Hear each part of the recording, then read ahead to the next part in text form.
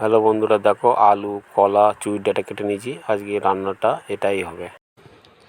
এদিকে উনুনে দেখো জামা কাপড় কাচবো, জল বসিয়ে দিয়েছি, জলটাকে গরম করে নিচ্ছি। আর এদিকে ভাত বসিয়ে দিয়েছি, জলটা গরম হয়ে গেছে, জলটাকে ঢেলে দেবো, দিয়ে তরকারিটা রান্না করে নেবো, তারপরে জামা কাপড় কাচবো।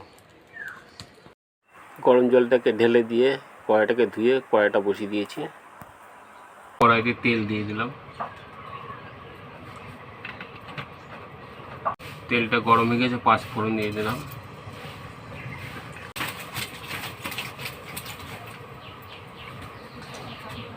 কাটা সবজিগুলোকে দিয়ে দিলাম।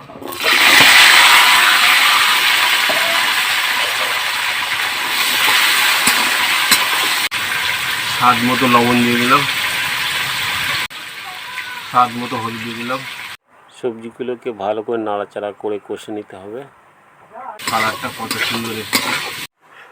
আজকে আলু কলার তরকারিটা মশলা ছাড়াই করছি, শুধু 5 ফোড়ন দিয়েই করছি।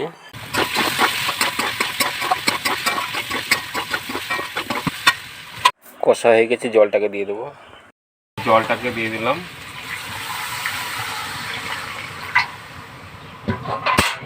ঢাকা দিয়ে দিলাম। দেখো তরকারিটা চাপিয়ে দিয়ে জামা কাপড়গুলো সার্ফে ভিজিয়ে দিয়েছি। ওদিকে রান্না বান্না হয়ে গেলে তারপরে জামা কাপড়গুলো কেচে নিয়ে আসবো। ভাত হয়ে গেছে, ভাতটাকে নামিয়ে উপর দিয়ে দিলাম।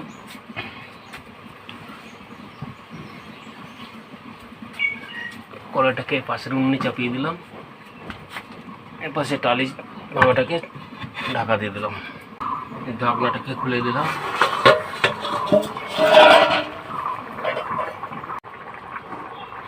তরকারিটা হয়ে গেছে, নামিয়ে দিলাম।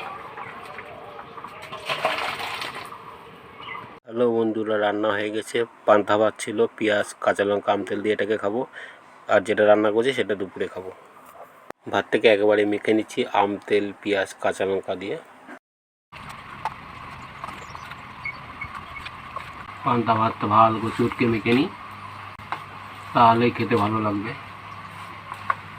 যেহেতু আম তেল দেওয়া আছে, আম তেল এমন একটা জিনিস যা দিয়ে খাও না কেন সেটা সব কিছু ভালো লাগে।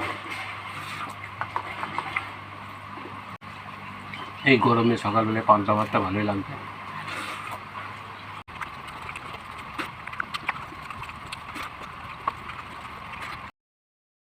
আম তেলতে পান্তা ভাত তো সেই লাগছে। পান্তা ভাত বলে ভাতগুলো তাড়াতাড়ি হাম করে খাওয়া হয়ে যাচ্ছে। পান্তা ভাত তো খাওয়াটাতে তাড়াতাড়ি করে হয়ে যাচ্ছে। আসলে আমি তাড়াতাড়ি খাই একটু। গল্পে গল্পে ভাত খাওয়া শেষ হয়ে গেল। থালাটা চেটে চেটে খেতে ভালোই লাগছে।